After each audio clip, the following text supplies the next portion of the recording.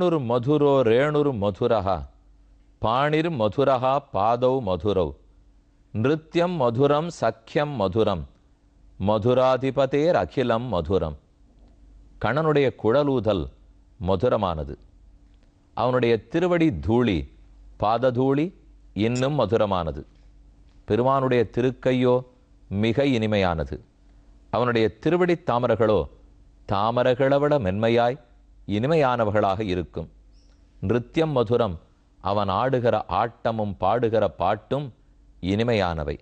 சக்கியம் மதுரம், பெருமான் அனைவரிடத்திலும் காட்டும் நட்பு, அவர்களோட கலந்து பழகி பரிமாறுகிற தன்மை, இது ஒன்றொன்றுமே இனிமையாக இருக்கும். அவன் ராசக்கிரீடை பண்ணினாலோ கும்பநாட்டியம் செய்தாலோ கோபிமார்களோட சிரிக்க சிரிக்க பேசினாலோ எல்லாரோடையும் நன்கு பழகத் தெரிந்தவன் எம்பெருமான். அது ஒரு தனி கலை. எல்லாரையும் கூட அழைச்சின்னு போக தெரியணும். யாரோடையும் சண்டை போட்டுவிடக்கூடாது. எல்லாருக்கும் பிடித்தவனாக இருக்க வேண்டும். நாம் உயர்ந்தவன்கிறதுக்காக இன்னொருத்தரை தாழ பார்த்துடக்கூடாது. எல்லாராலும் போய் பேசுறதுக்கு தகுந்தவனாக இருக்கணும். இது இத்தனை பெருமையும் கண்ணனிடத்தே உண்டு. சிரிக்க சிரிக்க பேசுவார், ஆனந்தமாக பேசுவார், அர்த்த புஷ்டியோட பேசுவார். இவ்வளவு பேச்சு சாமர்த்தியம் கண்ணனுக்கு இருக்குன்னா ஒரு தடவை இந்த எல்லா திறமையும் வெளிப்படுத்துகிறா போலே ருக்மிணி தேவியனிடத்தில் பேசிவிட்டார். இல்லறத்தில் இருக்கிறவாள்லாம் மனைவி கணவனிடத்தில் எப்படி பேசணும், கணவன் மனைவியினிடத்தில் எப்படி பேசணும், டிரான்ஸ்பரண்ட்டாக முதல்ல இருக்கணும். உள்ளொன்று வைத்து புறமொன்று பேசுவது கூடாது. பேசும்போது நன்னா திறந்த மனசோட பேசிவிடணும். என்ன கஷ்டங்கள் ஆபத்துக்கள் இருந்தாலும் அதை எடுத்து சொல்லி பேசி தீர்த்து கொண்டு விட வேண்டும். இதுதான் நலம் கொடுக்கும். உள்ள பூட்டி வச்சுட்டா நன்னா இருக்காது. கண்ணன் ஏதோ ஒரு பேச்சு பேச போக ருக்மிணிக்கு அதனால கோபம் வெடித்து தாபம் ஏற்பட்டு ஒரு பக்கத்தில் பயந்து போய் துக்கப்பட்டு கவலைப்பட்டு இது அனைத்தும் ஒரு சேர ருக்மிணியின் இடத்துல வந்துடுத்துப்போ. கோபம், சோகம், கவலை இதெல்லாம் சேர்ந்து இருக்கிறதான் பிரணய கலகம். கலகம் தெரியும். பிரணய கலகம் ஆசை காதலால் ஏற்பட்ட கோபம். காதலே கோபமாக வெடித்தால் அது ஊடலாகும். ஊடலுக்கு பின்னாடி தான் நன்கு கண்ணனுக்கும் ருக்மிணிக்கும் இன்னும் பொருத்தம் அதிகமாயிற்று. அப்படி என்ன ஊடல் வந்துடுத்து? ஊஞ்சல்ல கண்ணன் உட்காண்டிருக்கார். ருக்மிணி தேவி அவனுக்கு பணிவிடை புரிந்து கொண்டு விசிறி கொண்டு இருக்கிறாள். அப்ப கண்ணன் சிலதெல்லாம் சொன்னார். ராங் கமெண்ட்ஸ் அப்படின்னு ஒரு நிமிஷத்துல நம்ம சொல்லிடுறோமோ இல்லையோ, அவர் என்னத்தை மனசுல வச்சுன்னு சொன்னாரோ. ஆனா அது அத்தனையும் ருக்மிணி காதல பட்டவுடனே அவளுக்கு ஒரு பக்கம் கவலை, ஒரு பக்கம் துன்பம், ஒரு பக்கம் கோபம், இன்னொரு பக்கம் பயம் எல்லாம் சேர்ந்து மயக்கமாகவே கீழே சரிந்தாள். அப்படி என்னதான் கண்ணன் பேசிட்டார்? ஒத்திரி இந்த மாதிரி வருத்தப்படவே மாட்டாரே, ஆனந்தமாக தானே பேசுவார். என்ன சொன்னார்னு பார்ப்போம். அவர் ஏதோ ஒன்றை மனசுல நினைச்சிருந்து இவளுக்கு புரியறதா பார்ப்போம். இதுக்கு எப்படி இவ பதில் சொல்றா பார்ப்போம்னு மறைச்சு பேசிவிட்டார். ரொம்ப சாமர்த்தியக்காரர்கள், சுமார் சாமர்த்தியக்காரர்களோட பேசும்போது தங்கள் இஷ்டத்துக்கு உயர்த்தியா என்ன நினைச்சுட்டு இருக்காளோ அதுக்கு என்ன பதில் வருது பார்ப்போம்னு இவாள்கிட்ட சொல்லுவா. ஆனா கேட்டுண்டவாளுக்கு அவ நினைக்கிறது புரியணும் இல்லையோ. அவர் ஒருவேளை ரொம்ப நன்னா பேசுறவரா இருக்கலாம். இவர்களுக்கு இது புரியாத போட்டா விஷயம் புரியாதனால பயம்தான் மிஞ்சும். அதை போலத்தான் இப்ப ருக்மிணி பயந்து போனாள். அவள் ஒன்றும் புரியாதவள் அல்ல, லக்ஷ்மி தேவியனுடைய அவதாரம். ஆகையால் கண்ணன் என்னத்தை நினைச்சிருந்து சொன்னார், அதுக்கு தான் எப்படி அர்த்தம் பண்ணிட்டு இருக்கேங்கிறத ரொம்ப அழகா நேர்த்தியா பதில் சொல்றா ருக்மிணி. அதை கேட்டுட்டு கண்ணனுக்கு ரொம்ப ஆச்சரியம். ருக்மிணி மிகச்சரியாக பதில் கூறினாய். இதுதான் உன் உள்ளத்துல இருக்கா? அப்படியே இருக்குன்னு எனக்கு தெரியும். ஆனா உன் வார்த்தையை வைத்து உலகத்தாருக்கு எப்படி நடந்துக்கணும்னு நான் முன்னோடியா இருந்து காட்டினேன். அப்படித்தான் நீயும் புரிஞ்சுனுட்டே. நீயும் நன்குதான் பதில் கூறினாய். 2 பேருக்கும் சமரசம் ஏற்பட்டுடுத்து, ஊடல் முடிஞ்சு போச்சு, இருவரும் கைகோர்த்து கொண்டிருந்தார்கள்னு சரித்திரம். அதைத்தான் இப்ப நாம பார்க்க போறோம். இந்த அத்தியாயத்திலே ரொம்ப முக்கியமான சரித்திரம் சொல்றார். அதாவது ருக்மிணி பிராட்டி விசிறி வீசின்னு இருக்காளா, 10வது ஸ்லோகத்திலேருந்து பார்ப்போம். 60வது அத்தியாயம் இது. ராஜபுத்ரி ஈப்சிதா பூபைஹி லோகபால விபூதிபிஹி மகானுபாவைஹி ஸ்ரீமத்பி ரூப ஔதார்ய பலோர்ஜிதைஹி தான் பிராப்தான் அர்த்தினோ ஹித்வா சைத்யாதீன் ஸ்மர துர்மதான் தத்தா பிராத்ரா ஸ்வபித்ராச்ச கஸ்மான்னோ வவருஷே அசமான். கண்ணன் சொல்றார் ருக்மிணி தேவியை பார்த்து, நான் உனக்கு சமமானவன் அல்லன். அசமஹ அசமஹ சமஹ சமமானவன். அசமஹ உனக்கு சமமானவன் அல்லன். ஏனெனில் சேதி தேசத்து மன்னவன், அதாவது சிசுபாலன், அவர்களெல்லாம் உன்னை கல்யாணம் பண்ணிக்கிறதுக்கு காத்துட்டு இருந்தார். ருக்மிணியை அவர்களுக்கு தான் பண்ணி கொடுக்கணும்னு சொன்னான். தந்தையை எதிர்த்து, தமனை எதிர்த்து, விருத்த பிராமணரை பிடிச்சி எங்கிட்ட தூதனுப்பி எவ்வளவு பாடுபட்டு என்னை கல்யாணம் பண்ணிட்டுருக்கே. ஆனால் இதுக்கெல்லாம் நான் தகுதி படைத்தவனானே எனக்கு தெரியல. அவன் எவ்வளோ பெரிய பணக்காரன், எனக்கு ஒன்றுமே கிடையாதே, அப்பப்போ எனக்கு ராஜ்யமே கிடையாதே, இப்போ தானே ஏதோ துவாரகையை பிடிச்சுட்டுருக்கேன், என்னமோ கடலரசனை வேண்டி இடத்த வாங்கிட்டு வாழ்ந்துட்டுருக்கேன், எங்கிட்ட என்ன நல்லது கண்டா என்னை கல்யாணம் பண்ணிண்டாய், நான் உனக்கு தகுதியானவனே அல்ல என்று கூறுகிறார். சில வார்த்தைகள் கண்ணன் சொல்லியிருக்கார். அப்படியே இப்போ கேள்வியை மட்டும் மனசில் வாங்கிக்குங்கோ. ஆனால் அந்த வார்த்தைக்கெல்லாம் அப்படியே வேற பொருள்னுட்டு ருக்மிணி சொல்ல போறா. அதையும் அடுத்து சொல்கிறேன். ராஜபியா பிப்யத சுப்ரூஹு சமுத்திரம் சரணங்கத்தான். எந்தெந்த அரசர்கள் படையெடுத்து வரச்சே இதே சிசுபாலன், காலயவனன், ஜராசந்தன் இவர்கள் படையெடுத்து வர பயந்து போய் சமுத்திரத்தில் சரணாகதி அடைஞ்சவன் தானே நானோ ராஜாக்களை கண்டு பயந்து ஓடி வந்தவன். அந்த ராஜாக்களே உன்னை கல்யாணம் பண்ணிக்கணும்னு ஆசைப்பட்டிருக்கா. அப்போ அவர்களை பண்ணிட்டு இருக்கணுமா, பயந்து ஓடி வந்து கடலில் சரணம் புகுந்தவனை கல்யாணம் பண்ணிட்டு இருக்கணுமா? முதல் கேள்வி. அடுத்து பலவத்பிகி கிருதத்வேஷான்னு பிராயஸ்தக்த நிபாசனான்னு.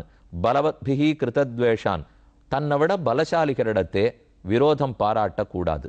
தனக்கு சமமானவனோட சண்டையிடலாம். ஆனால் தன்னை விட ஒருத்தர் பலசாலினா நாம் தாழ்ந்து போக கற்றுக்கணும்.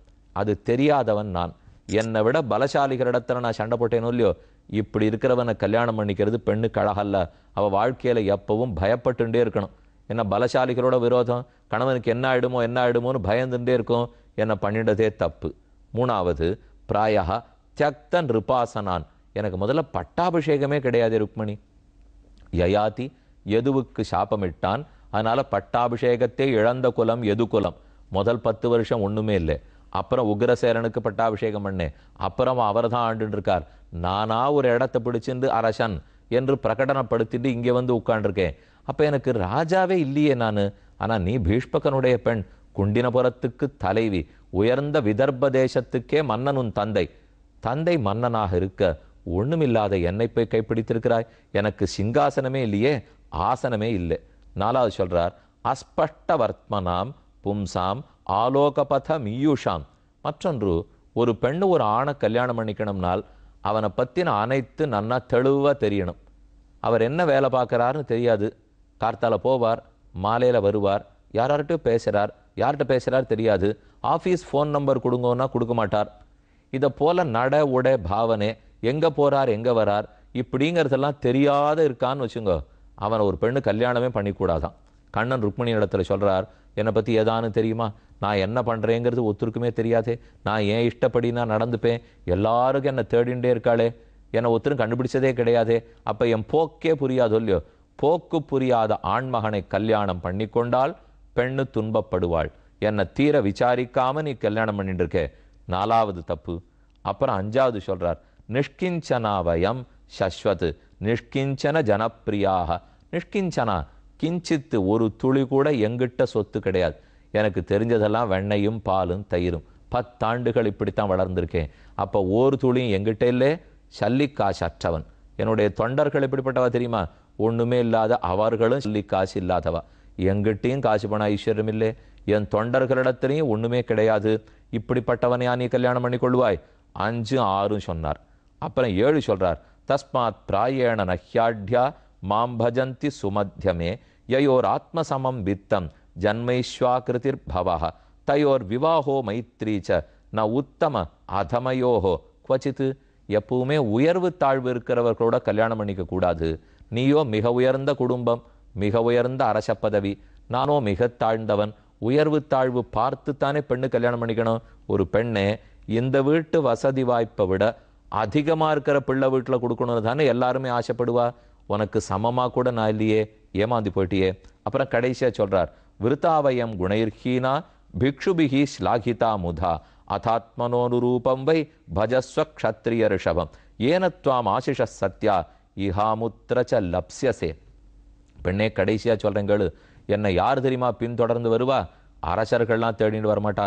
பணக்காரர்கள் பெரும் பெரும் தொழிலதிபர்கள்லாம் என்னை தேடின்னு வரமாட்டா. பின்னே பிக்ஷுக்கள் தேடின்னு வருவா. ஒண்ணுமில்லாதவா பிக்ஷை எடுக்க போறாளோ இல்லையோ, அப்படி இருக்கிறவா சன்னியாசிகள், அவா 4 பேர் தான் என்னை தேடிட்டு வருவா. சன்னியாசி தேடின்னு வர்ற புருஷனை யாரானு கல்யாணம் பண்ணிப்பாளா? நன்னா பணக்காரன் தேடின்னு வர்ற புருஷனைத்தானே கல்யாணம் பண்ணிக்கணும். இப்படி ஒரு 8 வார்த்தையை கண்ணன் சொல்லிவிட்டார். கேள்விப்பட்ட உடனே ஷடக்கென்னு மயக்கமே வந்துடுத்தவளுக்கு. உன் இஷ்டப்படி வாழ்க்கையை தேடிக்கலான்னு கண்ணன் சொன்னாரா? உதாசீனாவயன்னூனம் ந ஸ்திரபத்யார்த்த காமுகாக ஆத்மலப்தாஸ்மகே பூர்ணா அஸ்மகே பூர்ணா கேகையோர் ஜோதிர் அக்ரியாக. நான் உதாசீனன் பெண்ணே ருக்மணி, எனக்கு எதுலையும் ஈடுபாடு கிடையாது. நான் எல்லாத்தையும் நடுநிலையா இருந்து பார்த்துட்டே இருப்பேன். அதுக்கு மேலே எனக்கு எதுலையும் ஈடுபாடு இல்லை. உன் இஷ்டப்படி நீ முடிவு பண்ணிக்கலாம் சொன்ன உடனே மயங்கிவிட்டா. ஏதாவதுக்தா பகவான் ஆத்மானம் வல்லபாமிவ மன்யமானாம் அவிஸ்லேஷாத் தத்தர்பக்ன உபாரமத் இதி திரிலோகேஷபதேஸ்ததாத்மன பிரியஸ்ய தேவ்யஸ்ருபூர்வம் அப்பிரியம். கண்கள்ல இருந்து கரகரான நீர் பெருக மயங்கி கீழே சரிய பெருமான் கிட்டக்க வந்தார். தத்ருஷ்டுவா பகவான் கிருஷ்ணா பிரியாயாக பிரேமபந்தனம் ஹாஸ்ய பிரௌಢிம ஜானந்தியாக கருணா சோன்வகம்பியத. ஓ, நம்ம எதையோ சொல்ல போக அவ ரொம்ப சீரியஸா எடுத்துட்டு மயங்கி விட்டா போல் இருக்கே. நான் என்ன சொன்னேன், அதுக்கு என்ன பொருளோட சொன்னேன், அதை இவ புரிஞ்சுட்டு இருக்காளா இல்லையா தெரியல. கண்ணன் சட்டுன்னு கீழே வந்தார். அவர் முகத்தை தொடைத்தார், தண்ணீர் தெளித்தார், தன்னுடைய அழகான திருக்கைகளாலே தூக்கி கொண்டார். 8 திருக்கைகள் அஷ்டபுஜத்து பெருமானுக்கு, 4 திருக்கைகள் கண்ணனுக்கு. அடிக்கடி சதுர்புஜன்னு தான் இருப்பார். ஒரு கையால தூக்கி பிடிச்சின்றார், ஒரு கையால முகவாக்கட்டையை தூக்கினார், ஒரு கையால தண்ணீர் தெளித்தார், ஒரு கையால முகத்தை தொடச்சி விட்டார். பெண்ணே, எனக்கு எதுக்கு 4 கை 8 கை இருக்குங்கிறது இப்பதான் தெரிஞ்சுட்டேன். வஞ்சி மருங்குல் நெருங்க நோக்கி வாய் திறந்து ஒன்னு பணித்ததுண்டு. அஷ்டபுஜம்னு காஞ்சிபுரத்துக்கு அருகில் இருக்கக்கூடிய திவ்யதேசம். காஞ்சி பல பல திவ்யதேசங்களை தனக்குள் அடக்கி கொண்ட திவ்யதேசம். அதனாலதான் கச்சி நகர்னு சொல்லுவார்கள். கல்லார் மதுள் சூழ் கச்சி நகர். எப்பேற்பட்ட மதுளால சூழப்பட்ட திவ்யதேசம்.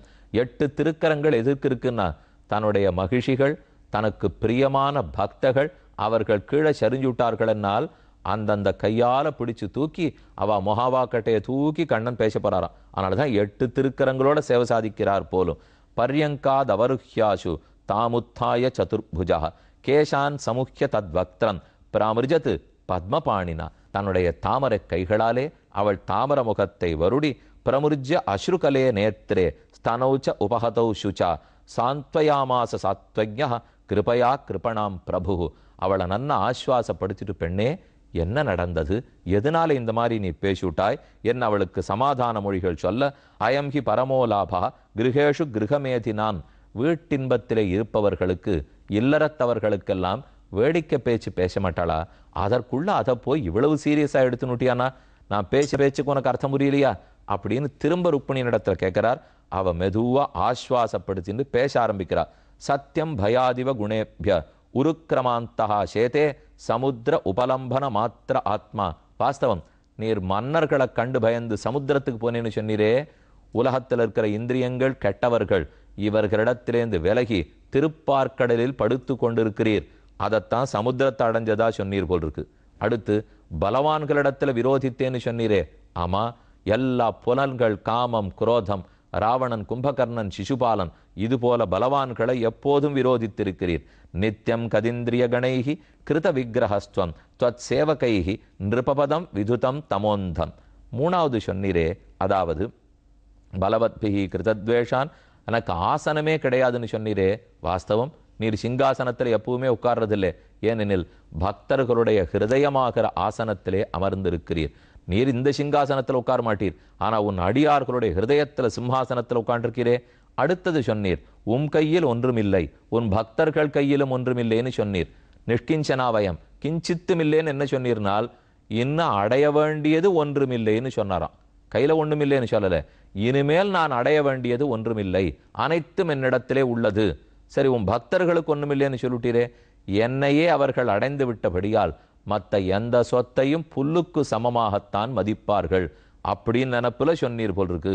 அடுத்தது சொல்றார், இப்படியாய் உயர்ந்தவன் தாழ்ந்தவன், நான் அசமமானவன், அசமானன். அசமானன்னா உனக்கு சமமானவன் சொன்னீரே, அப்படி இல்லை. சமன் அப்படின்னா தனக்கு சமம் அற்றவன் அர்த்தம், எனக்கு சமமில்லாதவன் அர்த்தம் இல்லை. அதாவது ருக்மிணி தேவிக்கு சமமில்லாதவன் கண்ணன் என்று பொருள் அல்ல. ருக்மிணி தேவிக்கு தகுதியானவர் தான். ஆனா அசமன்னு எதுக்காக சொல்றாருன்னா, தனக்கு சமம் இல்லாதவன், ஒத்தார் மிக்காரை இளையாய மாமாயன். கடைசியா சொன்னிரே பிக்ஷுக்கள் தான் உன்னை தேடுறான்னுட்டு. ஆமா, யோகிகளால் எப்போதுமே விரும்பப்பட்டு உயர்ந்த மோட்ச மார்க்கத்துக்காக உன்னையே தேடுகிறார்களோ இல்லையோ. எல்லாருமே யஜ்ஞேன தானேன தபசா அநாசகேன, உன்னை எப்போதும் யஜ்ஞத்தாலும் தானத்தாலும் தபஸாலும் பிக்ஷுக்கள் சாதுக்கள் மோட்சத்துக்கு போக வேணுங்கிற ஆசை இருக்கிறவா அவர்கள் தானே தேடுவார்கள். அப்ப இதுல ஒன்றும் தப்பில்லை. இந்த எண்ணத்தோட பேசினாயான்னா வாஸ்தவம் தேதி நன்னா புரிஞ்சுனுட்டியேன், புரிஞ்ச உனக்கு போய் எதுக்கு இவ்வளவு கவலை என்று கண்ணன் அவளை ஆஸ்வாசப்படுத்திட்டு அதுக்கப்புறம் இதுக்கெல்லாம் தாம் மேற்கொண்டு பதில் சொல்றார். அது ரொம்ப முக்கியமானது, கேட்போம்.